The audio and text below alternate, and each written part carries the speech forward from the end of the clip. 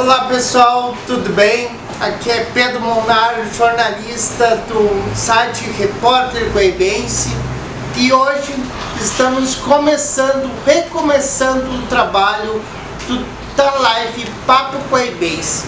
Agora é um programa que vai acontecer durante toda semana, uma vez por semana, aqui no Quintal Café e Flores, sobre Guaíba. Queremos convidar muitas personalidades da cidade, muitos escritores, muitas pessoas que deixaram a sua marca registrada aqui na cidade.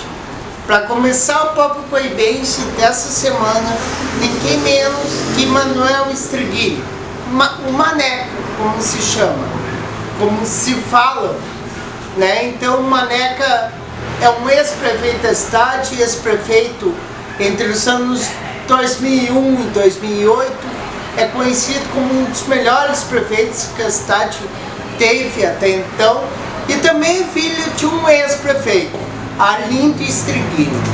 Primeiramente, seja bem-vindo, Maneca. Muito obrigado por aceitar esse convite do Repórter Guaibense de estrear esse programa aqui no Quintal Café e Flores. Seja bem-vindo. Bem, eu que fico agradecido na lembrança do convite para que a gente fale um pouco, sobre a nossa rica cidade de Guaíba, que no passado, lamentavelmente, não pôde usar o nome que ela tinha. Freguesia de Nossa Senhora do Livramento das Pedras Brancas. Esse era o nosso nome composto de Guaíba, e que depois teve que ficar Guaíba, O governador não permitiu, porque ele perdeu, a sede era para ser na Barra, e nós, guaibenses, o pessoal de Guaíba fez um trabalho muito forte aqui, capitaneado por pessoas como o Dr. Gastão Leão e outros aí em Guaíba, que fizeram um esforço, o Júlio Ostrowski também, trazendo, desviando um caminhão, votando em Guaíba, e Guaíba ganhou da Barra. Então Guaíba ficou a sede, e o governador não permitiu que nós escolhêssemos o nome do município. Então aqui fica registrado nessa nossa conversa, que me dá muita satisfação a gente poder falar sobre o nosso município, sobre a nossa gente e sobre a região do modo geral, porque Guaíba teve e tem uma influência muito grande na Costa Doce, nesses municípios todos aqui da Costa Doce, onde começa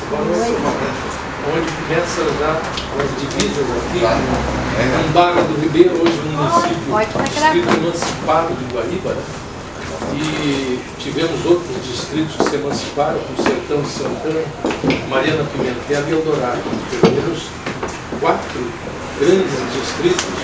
Guaíba ficou mais restrito à sede, e ficamos com sede, evidentemente, com alguns problemas. E os distritos nós não podemos interromper.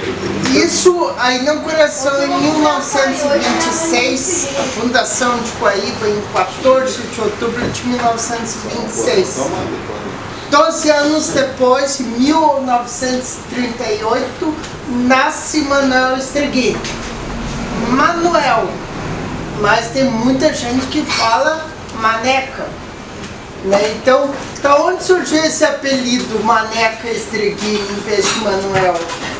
Pedro, esse apelido eu não posso te precisar dar, mas foi desde pequeno, desde pequenininho.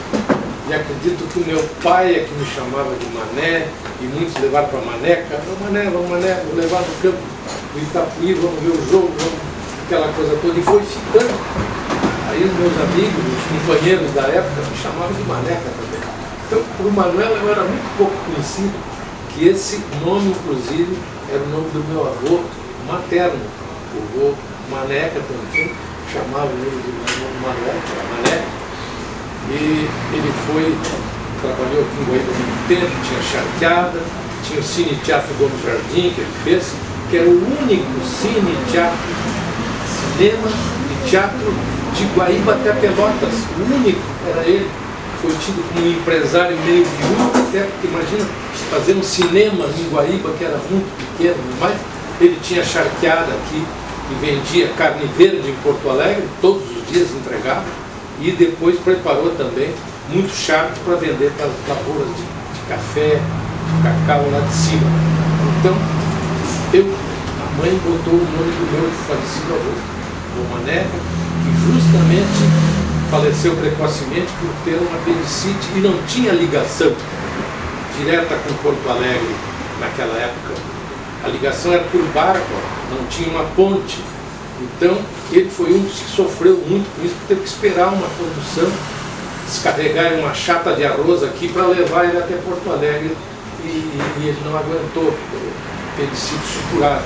Então, eu estou falando nisso porque tem coisas que depois o meu pai, como prefeito, ajudou a resolver e fez uma correspondência e levou em mãos o Getúlio Dornelles Vargas, quando o Getúlio veio aqui.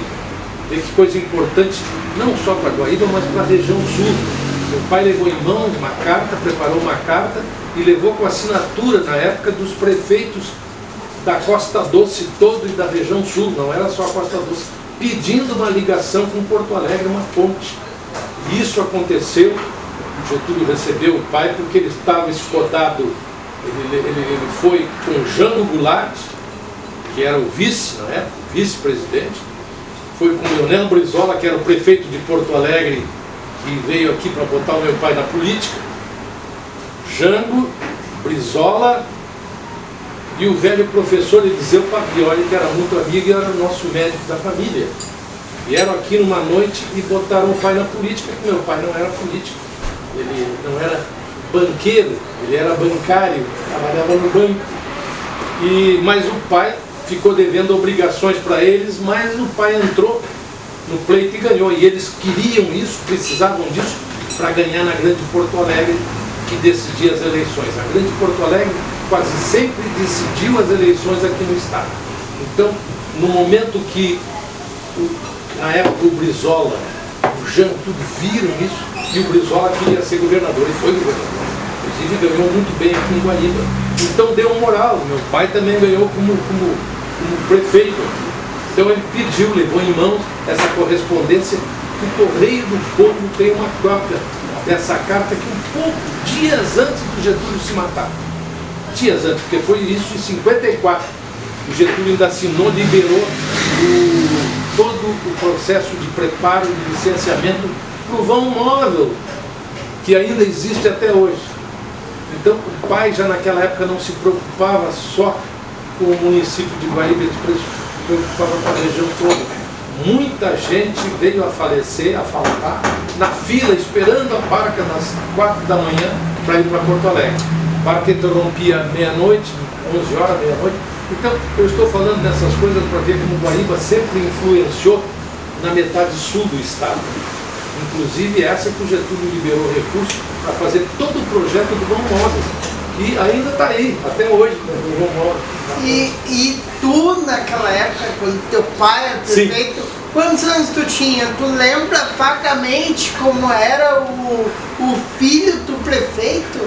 Como era o filho do prefeito Arlindo Striguini? Olha, nessa época eu nasci em 38, eu realmente era muito novo. Mas o pai, na medida do possível, ele me levava nos lugares, ele me mostrava as coisas, ele sempre me explicava, ele tinha comigo, sempre teve uma atenção toda especial, que era só eu e uma irmã. E eu comecei, claro, na nossa infância, aqui nas dificuldades, ele prematuramente me emancipou, isso que para mim foi uma coisa muito importante na vida.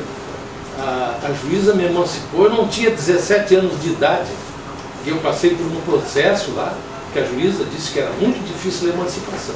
Porque o meu pai, quando ganhou as eleições para o município de Guaíba, ele chegou para mim em casa, eu nunca me esqueço disso, ele disse: meu filho, teu pai agora vai trabalhar na prefeitura, eu tenho que agora, eu ganhei, eu tenho que trabalhar para o município. E a Bíblia começa a dizer que não se pode servir a 2 senhores ao mesmo tempo. Eu tenho que servir só a um senhor. E o senhor que eu vou servir foi esse que eu ganhei pelas urnas. Eu vou trabalhar para o município. Então tu vai assumir. Mas pai, eu novo, 16 anos por aí, estudando em Porto Alegre, viajando cedo, para estudar em Porto Alegre, chegava lá na Barca da Assunção, não tinha ônibus a hora que nós ia. Nós tínhamos que caminhar a pé uns 3, 4 quilômetros para depois pegar um ônibus para ir para a capital.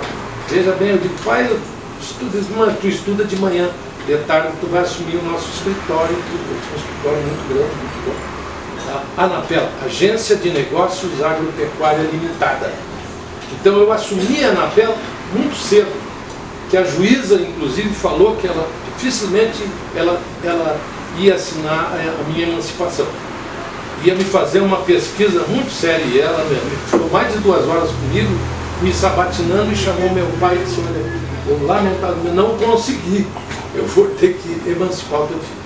Então eu estou contando essas coisas para ver como a gente foi metido na política do município lá atrás, sem querer, que o meu pai disse, olha, tu vai assumir a coisa, e isso me deu uma cancha, um conhecimento muito grande de tudo no município, né? Eu estudava de manhã e trabalhava toda a tarde até um pedaço da noite. Então, por um lado foi um certo sacrifício, por outro foi um benefício para mim. Porque eu trabalhava com tudo, nós comprava boi, carregava nas barcas aqui, inclusive quem me ajudou muito nessa parte do gado foi o teu avô, Didi Pacheco, Nadir Silveira Pacheco. Sim. Tá certo o nome dele? Certo. Nadir Silveira Pacheco. Tá certo. Trabalhávamos com teu avô, que me ajudava, ele pesava uma tropa, não precisava ir para a balança, ele olhando dizia mais ou menos, errava por muito pouco, se errava. Então nós comprávamos boi, nós comprávamos couro, nós trabalhávamos com semente, com compra de arroz, com trator. Seu Maneca, e quando teu pai era prefeito, tu era filho do prefeito, tu imaginava já naquela época que tu ia ser prefeito da cidade? Não tinha. E engraçado também que nunca me passou pela cabeça. Eu achava assim uma coisa bem mais difícil, porque precisa um conhecimento grande da cidade, do município, e eu era novo, eu conhecia razoavelmente bem inúmeras outras coisas aí, porque a minha atividade inclusive me proporcionava, né? Nessa compra, a Agência de Negócios Agropecuários, nós trabalhávamos em diversos municípios na época. E eu fui depois me chegando ao meu cunhado, o Solon, e como as condições me rendiam bem, eu comecei a ganhar dinheiro numa época de inflação. Então comecei a aplicar numa época que tu comprava uma coisa a prazo, era caro hoje, mas barato amanhã, a inflação comia. Então eu comecei a crescer rapidamente. Comprei algumas áreas privilegiadas aqui no município, muito antes de ser prefeito. Comprava área com 3 anos e pagava em 6 meses. A inflação era tanta também na época, que aquilo que tu aparentemente comprava caro se tornava barato. E eu aproveitei, eu sabia, eu sentia isso, né?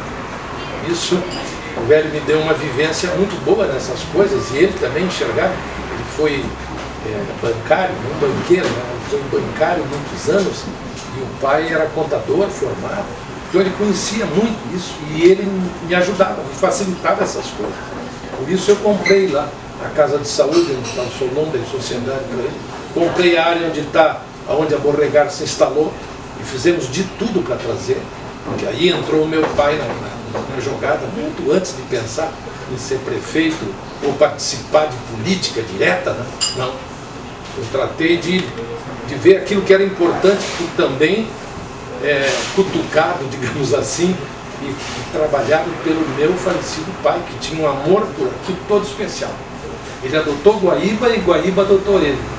Então ele dizia, nós temos um compromisso muito grande com essa cidade. Tu não vai fazer loteamento, coisa nenhuma, nós vamos trazer uma grande fábrica para cá, para gerar emprego e renda para as pessoas. Sim, o pai foi me preparando para as coisas, né? E eu era novo ainda, tu vê, essa fábrica veio para cá, comecei a trabalhar com eles aqui em 66, quantos anos? E fiquei trabalhando como comissionado até 71. Aí me contrataram, fui contratado, eu tenho carteira assinada com a fábrica. Eu fiquei 23 anos aí na fábrica. depois tive a oportunidade de ser um facilitador para ela quadruplicar, não é dobrar, quadruplicar, 4 vezes mais. Nós fizemos todo um trabalho, mas aí esse trabalho, eu já era prefeito, eu estava na prefeitura e tinha um relacionamento muito bom com a Câmara e com os juízes, com o outro poder, o poder judiciário e o poder da Câmara. Eu trabalhava muito entrosado com eles, né? Isso era muito importante quando prefeito. Antes de chegar aí, quando tu era prefeito, Sim. vamos começar em 1996. Porque foi na eleição de 96 tu topou ser vice do Nelson Cornetê. O Nelson, na época que eu me lembro, era PTB, tu já era MDB na época. E como foi essa ligação entre na eleição de 96, quando foi... Foi importante. Aí eu comecei a aparecer politicamente, né? E o partido me forçava, o MDB, PTB na época, o PTB não, MDB, era Ulisses, os grandes líderes, Ulisses Guimarães e o Menestrel das Alagoas, Teotônio Vilela. Eu tive o prazer de conhecer esses dois homens e ouvi-los, e aprendi muito com essa gente boa, o caminho do meio, nunca os extremos, nem a ponta esquerda, nem a ponta direita, caminho do meio. Eram Ulisses Guimarães e Teotônio Vilela. Então, quando eu fui vice do Nelson, me deu toda uma condição de ver por dentro como é que funcionava o município e ver os problemas que nós tínhamos naquela época. Não, vê bem, não o período do meu pai foi um, o período do Nelson já foi outro. Aqui crescendo, muito junto à capital, e Guaíba crescendo, mas precisando gerar emprego e renda para as pessoas. E eu fui vice do Nelson 3 anos, eu aguentei todo o período do Nelson 3 anos e 3 meses. Aí depois não pude, porque eu sempre trabalhei com equipe, sempre trabalhei com pessoas, né? Aproveitando o bom de cada elemento, aquilo, tirando das pessoas aquilo que eles tinham para dar de bom. E o Nelson tinha essa dificuldade, ele sempre se criou sozinho. O Nelson era muito, digamos, como é que eu vou te dizer, autossuficiente. Ele não ouvia a gente, não me ouviu nunca. Embora fosse meu amigo, eu respeitava ele me respeitava, mas ele tinha uma maneira de trabalhar completamente diferente da minha.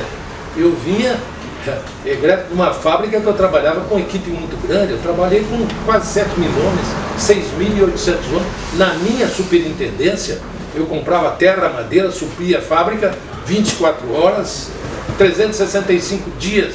Então, eu tinha que trabalhar com equipe, eu aprendi, os noruegueses investiram em mim, eu fiz cursos fantásticos, que eles me pagavam em dólar para fazer esses cursos que eu fiz, me ajudaram muito depois a preparar a minha administração.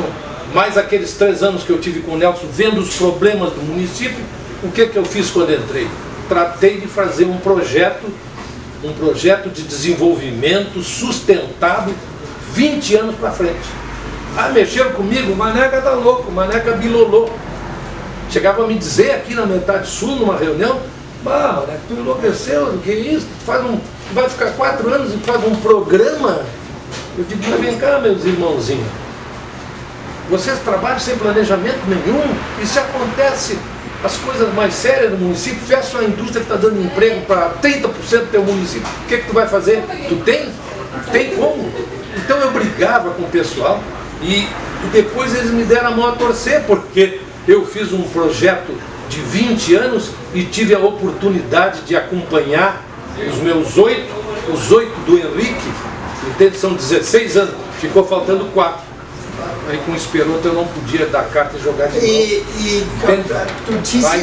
Tu disse 3, só para recordar, tu disse 3 anos com o Nelson. Um ano tu saiu do governo. Exatamente. Saiu antes porque teve um atrito. Não foi propriamente um atrito. Ele não queria que tapasse, vamos ser bem, para a população ter uma ideia. Ele tinha os motivos dele e eu tinha os meus motivos. Como eu disse, eu sempre trabalhei em equipe e sempre logrei êxito trabalhando em equipe. Né? Cobrando das pessoas, dando missões e cobrando depois. Eu era um cobrador. Né? Dava missão e cobrava da minha equipe, que eu trabalhava com 30 e tantos municípios, com 6.800 homens. Então não é fácil. Problema de toda a ordem. E trabalhando longe, trabalhando a 580 quilômetros de distância, levando mala de dinheiro para medir madeira lá e pagar, e trazer para cá, e dar um jeito, fazer essa madeira chegar a um preço razoável. Isso tudo eu aprendi em cursos que fiz, e inclusive com estágios na Europa, com estágio na Finlândia, na Noruega, na Suécia. Então isso me ajudou muito, com mais a bagagem que o meu pai me deu aí, quando foi prefeito, me ensinou, e depois essa força que ele fez tremenda, dizendo: nós temos uma obrigação com esse município. Nós adotamos Guaíba e Guaíba nos adotou. Eu agora não posso trabalhar fora, eu vou trabalhar para ti. Tu vai assumir o meu negócio.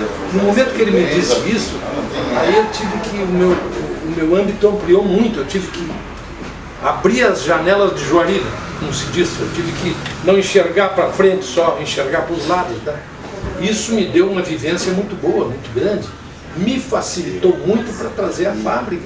Nós lutávamos aqui porque o prefeito da época não queria saber de indústria, não nos recebia. O prefeito da época não recebia, nem o Solon, nem o pai, nem o Maneca. Só uma pessoa nos recebia na prefeitura. E devo declinar o nome dele porque ele merece, Dr. Delmar Heller, que ainda não era nem formado. Delmar era secretário e nos recebia e nos ajudava. No governo do estado também, o governo era da época, não queria saber de indústria. E o vice do governador da época, que era Fetter, lá de Pelotas, queria levar a fábrica para lá. É que briga. O vice-governador queria levar para Pelotas. Ele era de Pelotas, grande fazendeiro lá, terras de arroz. Ele se juntou com o Grupo Oliveira, Joaquim Oliveira, e mais o Edemar Fetter e outros, cidade muito grande, em fazer com que as autoridades entendessem o que seria um projeto desses. Eles tinham muito medo. E aqui, o Edemar Fetter, como vice, o governador era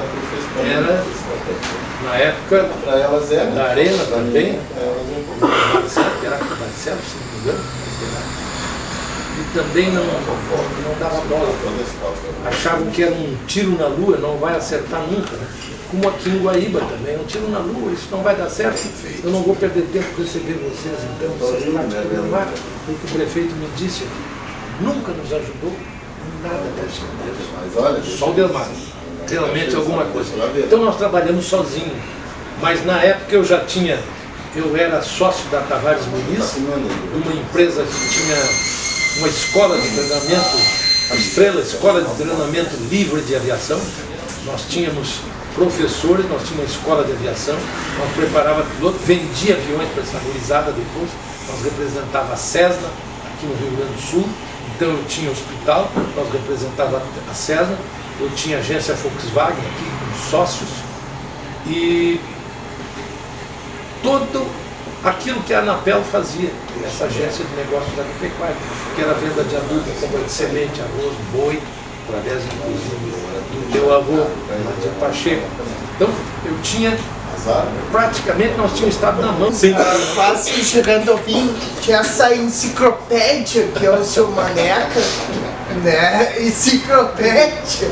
Porque quem não tá vendo, quem não percebeu, nós já temos aqui no Quintal Café uma plateia só para ouvir o seu Maneca, né? Seu Maneca, antes da eleição, antes de entrar na tua gestão, tem que falar da eleição de 2000, que tu ganhou por 84 votos. Uma ganhei por 84. Por 84, aquela campanha eu acho que entrou para a história no nosso município, pela essa pequena diferença que o senhor ganhou com o Beto Quadros, como vice, né? Ganhou uma diferença de 80 votos, 84, contra o candidato na época, que é o José Esperoto. Foi deputado, ele teve a votação de deputado, eu ganhei apertado, mas ganhei. Mas são coisas que acontecem, por isso que, mas isso tudo aqui, essas coisas viram e mexem, você vê como às vezes uma pessoa que hoje não está mais entre nós, como foi decisivo para o nosso município, né? Meu pai tirou da cabeça de eu fazer um loteamento, que eu ia fazer, eu tinha 70 hectares aqui, com calçamento dentro da cidade. E ele olhou os projetos e disse, não, muito bem, muito bacana, mas isso aqui tu está pensando só em ti. Tem que pensar na comunidade, nós estamos aqui, nós temos um dever com essa comunidade. Digo, pai, mas eu não sou político, eu estou cuidando um pouco dos meus interesses, né? Para aí, estou casado, filhos. Não. Guaíba e a região merece uma fábrica ali, é um ponto estratégico. Lembro como se fosse hoje ele falando, isso aqui é Ponta do Angélico, isso consta no mapa do mundo, está lá, Ponta do Angélico, e tu tem que trazer uma fábrica para cá, nós temos que trazer uma fábrica para gerar emprego e renda para o nosso pessoal e para os outros aqui na volta, assim mesmo. Tu vê quanto distrito está se emancipando, nós temos que gerar emprego e renda também para essa gente. Então eu tinha uma visão completamente diferente do político de hoje, né, que pensa só nele, né, só naquilo ali, sei lá, tem olhos, como eu digo, só enxerga que não enxerga, as janelas de Juari não abriram nunca. Então o que acontece? Uma coisa como isso me mexia comigo, tu entende? E eles me deram todo, não só ele, quanto o Solon também. O Solon me ajudou muito. O Solon também, o Solon Tavares, que depois foi prefeito, né? Foi antes, né, eu acho. O Solon foi antes, foi prefeito antes, e sabia das dificuldades do município e das coisas todas, né? Porque essa fábrica veio para cá em 66. Eu comprei a área em 64, tinha terminado de pagar em 66, quando eu negociei com os gringos. E pouca gente sabe, metade do cheque que nós recebemos, nós devolvemos para a fábrica, de propósito, para ser acionista, pequeno acionista, mas isso é muito importante também, muito pouca gente sabe isso, que eu estou te contando agora, que nós fomos hoje, as nossas ações estão lá no Clabim do Paraná, se não me falta a memória agora. Maneca, sim. Na tua gestão nós temos várias coisas que foram implantadas na tua gestão, que era início do século XXI. Sim. Né? Então, a Toyota veio na tua gestão, né? A Toyota, 2004 veio a Toyota. o calçadão da Beira, né? Houve empreendimentos ali do calçadão. Teve uma reforma administrativa, a criação do Guaíba Plebe, né? O que mais nós podemos destacar? Dois ginásios de esportes nas escolas, ali em Distriguini e na Santa Rita de Cássia, e também teve a implantação de estacionamento rotativo no centro da cidade, e também tinha o amarelinho, eu acho, o ônibus amarelinho, surgiu na tua gestão também. Além, claro, dos postos de saúde. Exatamente. Fizemos 8 postos novos de saúde, né? Sendo que 3 grandes e 5 menores, e o aluguel que ainda está na mão do município, da parte baixa do INSS, que eu reformei e fiz ali a saúde da mulher. E nós trouxemos, eu consegui com o Bride em Brasília, com o Dr. Bride, que era meu secretário da saúde. Eu digo, Bride, nós estamos com um problema sério aqui no Guaíba. Nós estamos, e não só Guaíba, mas os distritos também, Sertão, Barra, Mariana, tem muitas senhoras com sérios problemas de câncer de mama. Vamos dar um jeito, vamos a Brasília, vamos arrumar recursos e vamos instalar aqui em Guaíba o aparelho para que isso foi um sucesso. Nós conseguimos e atendemos, inclusive, pessoal que não era mais de Guaíba, pessoal de Sertão, de Mariana, de Barra, ainda questão de uns meses atrás, vê quantos anos fazem isso, uma senhora me reconheceu no supermercado, veio me abraçar e me beijar, chamou o marido para que ele me conhecesse, porque ela teve um problema e era um tumor maligno, e nós demos autorização para ela fazer. Então essas coisas tudo, no fundo, dá satisfação para quem participou e ajudou nisso aí, né? Outra coisa importante que nenhum município tinha, e eu fui vice da Grampal, da Grande Porto Alegre, era o Raul Ponte, prefeito de Porto Alegre, e eu, o vice da Grampal. E o Ponte, apesar dele ser do PT e eu era do outro partido, nós nos demos muito bem sempre. Ele me respeitava, eu respeitava ele, e eu tinha carta branca E eu fiz uma reunião com o pessoal e verifiquei que ninguém tinha, nós não tínhamos uma estatística do número de aidéticos na época, ninguém tinha. Eu mandei fazer um trabalho aqui e deu quase 200, deu 100 e tantas pessoas na época, 170 e tantas, quase 180 aidéticos. E aí começamos a distribuir todo um remédio e salvamos muita gente. Outra coisa era a mortalidade infantil. As crianças nasciam despreparadas, desnutridas, tudo, e estava morrendo muita criança. E eu ainda mexi com o meu secretário, eu digo, olha, eu estou cansado de assinar caixãozinho branco, porque crianças de famílias pobres, que nós é que dávamos o caixão. Eu digo, isso aqui não tem explicação, vamos ver. Consegui trazer para cá, o Estado me emprestou, eu pagando o salário dele, doutor Malanga, que fez todo um trabalho, e nós diminuímos em muito a mortalidade infantil.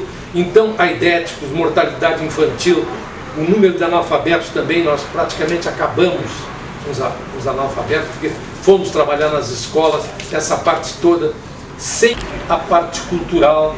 Está lá a Casa da Cultura ali, que eu comprei do juiz, desapropriei amigavelmente do juiz, que eu sempre me dei muito bem, até porque nós é que conseguimos a área. Outra coisa que foi importante foi procurar reunir os prédios públicos todos, né? Tem a prefeitura ali, nós desapropriamos, pagamos e entregamos para a justiça fazer aquele lindo fórum. Depois demos uma área do lado para a promotoria, demos outra área, acertamos outra área com a OAB, que também ajuda.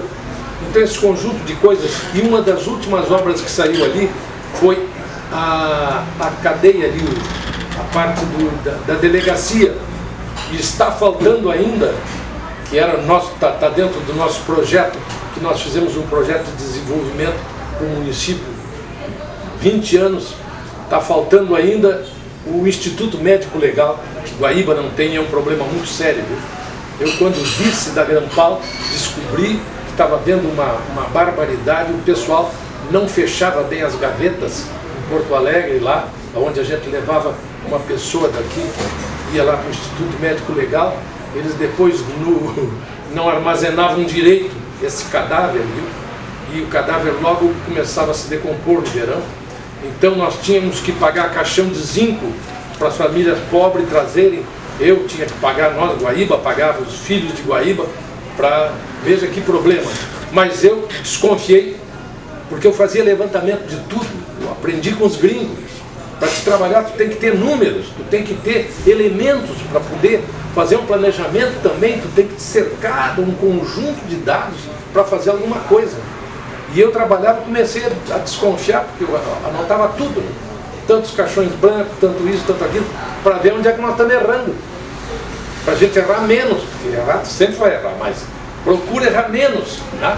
Bota a equipe a trabalhar. Então o que aconteceu? Eles não fechavam direito os caixões, as pessoas logo entravam em decomposição, e para poder sair de lá, para poder enterrar um caixão daqueles, era 10 vezes mais do caixão de madeira, para vocês terem uma ideia. Então essas coisas cabe a um gestor. Agora, você tem que ser razoavelmente preparado para isso. Eu fui pelos morjangueiros para pagar escolas que eu jamais poderia pagar, aulas assim de escolas com $50 mil para poder participar de determinadas coisas. Hoje, para vocês terem uma ideia, $50 mil é dinheiro, né? Naquela época também era, mas não era tanto. 250 mil reais. Pois é, imagina, quem é que dispõe para entrar num colégio, numa escola. Então eu tive essa vantagem. Os noruegueses investiram em mim, me usaram depois. Eu fiquei 23 anos trabalhando na fábrica, fazendo essa parte toda de compra de terra, de compra de madeira, preparando o mudo, pegando as propriedades, desmanchando, plantando e depois colhendo. Aí quando começamos a colher, é que eles me liberaram. Eu fiquei 23 anos trabalhando para a fábrica. Eu levantava 13h30, 4 horas, todos os dias, para poder cumprir com as minhas missões. Eu chegava em casa 10, 11 da noite. Então, eu estou falando nessas coisas para mostrar que na vida, você, se não está preparado, não assuma. E eu só consenti ser vice do Nelson, porque realmente chegou um momento que eu vi que esse município tinha condições excepcionais, que meu pai me mostrou. né? E que eu precisava estar por dentro de muita coisa na prefeitura. Eu fui consciente para ser vice de um prefeito que eu não me acertava com ele, porque eu sempre trabalhei com equipe, né? Ele uma pessoa boa, boa de coração, boa para tratar tudo, mas não trabalhava em equipe. Aí me deu trabalho, né? Aí eu fui até um ponto, eu comecei a tomar atitudes que eu ia terminar brigando com ele, que não eram condizentes com o vice-prefeito. O vice-prefeito não é o prefeito. E para terminar, senhora Maneca, como tu vê Guaíba hoje? Né? O que nós... Essas mudanças faz mais de... Nós estamos faz 12 anos, pelos meus 12, 14 anos que tu deixou a gestão. Como tu vê hoje o município? Bom, eu te digo o seguinte, Guaíba tem sempre muita coisa para ser feita, e eu te diria que hoje nós devemos... Guaíba deu o estado do Rio Grande do Sul e para nós uma contribuição muito grande, no momento que Guaíba deve ser o 10º município contribuindo para o Produto Interno Bruto. Você sabe, o Produto Interno Bruto é o somatório de todas as riquezas, né? Guaíba é o 10º, vai passar seguramente esse ano que vem agora para o 8º. Vocês veem, nós temos 497 municípios. E quando meu pai pegou lá atrás, nós estávamos em 200 e tantos naquela época, mas tinha menos municípios também, e nós já estávamos lá na cauda, porque o quê? Estava faltando recurso aqui em Guaíba. Guaíba vivia só da atividade primária, que naquela época era muito pequena, não tinha indústria, o pessoal daqui trabalhava em Porto Alegre, e chegava no final do mês, o salário lá estava comido pela alimentação em Porto Alegre e pelo transporte, que era caro. Então vejam bem como teve que se mudar isso tudo, né? E eu tenho a grande satisfação, eu não, mas a minha equipe tem esse trabalho feito no município, que não nos arrependemos um minuto. Nós facilitamos a fábrica a aumentar aqui e trouxemos uma Toyota que durante tempo ela até surrou a CMPC, parece mentira, sem produzir um carro aqui, só pagando os tributos. Eu que paga isso. Então a Toyota, junto com a CMPC, mais uma ThyssenKrupp, mais essas fábricas que estão aí, agora algumas que vieram no período no meu e umas eu deixei e o Henrique trouxe, Guaíba está numa posição privilegiada. Em 497 nós vamos ser o 8º. Hoje nós somos o 10º já na arrecadação, veja bem, no somatório. Isso não se faz com papo furado, é com trabalho, né? É com trabalho forte, de equipe. Podia ser bem melhor se lamentavelmente não nos tivessem tirado anos atrás uma Ford aqui, que eu lamento muito isso, que eu era vice nessa época e fui representando o Nelson nessa noite, que a área estava sendo invadida por sem teto, sem terra, com uma cruz ali, que tem N outras áreas. Pô, não vamos deixar a área da indústria, né? Então a gente lamenta isso que aconteceu aqui, e algumas pessoas que ainda estão na política até hoje, mas não vamos declinar o nome, estão do outro lado, né? São do quanto pior, melhor. Lamentavelmente, a gente fica triste de dizer isso, né? Mas é verdade. E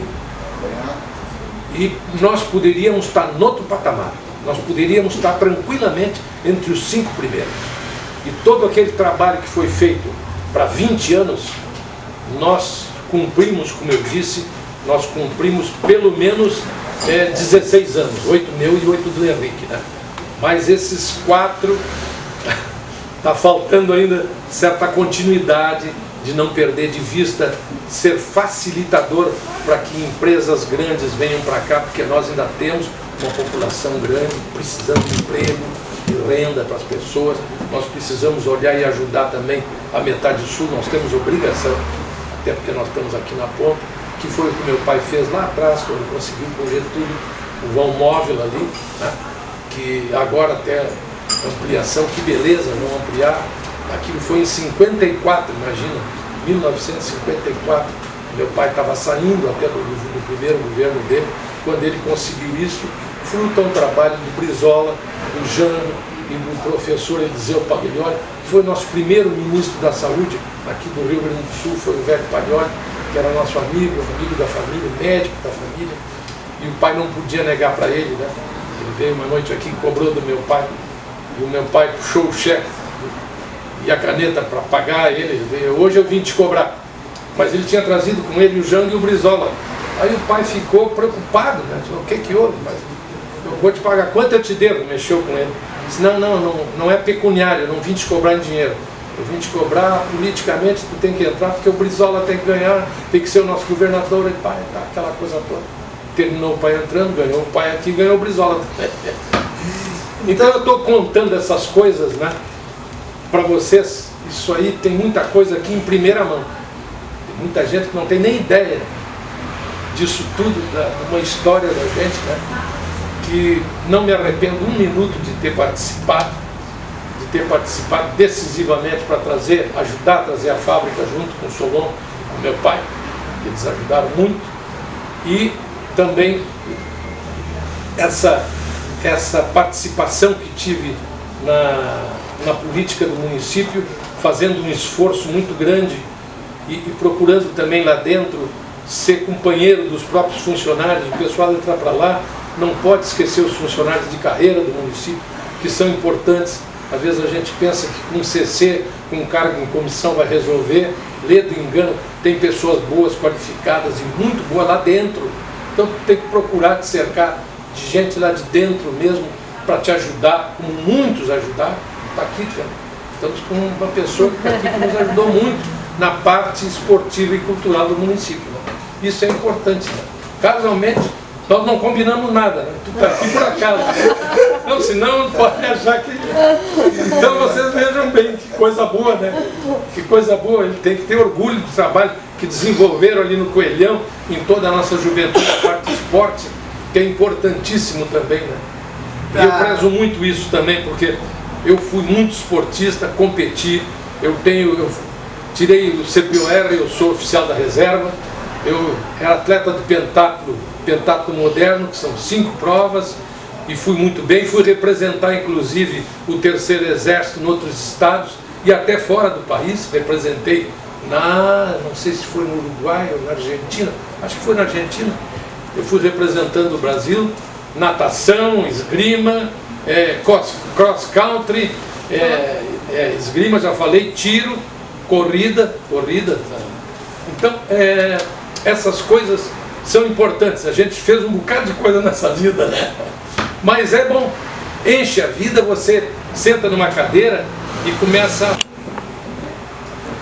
Para quem não está vendo aqui, quem o Maneca falou é o João de Deus, que está aqui assistindo essa aula do senhor Maneca. O João de Deus foi diretor de esportes na gestão do senhor Maneca e atualmente é diretor da escola Amadeu Colombinese, lá na Moratas da Colina.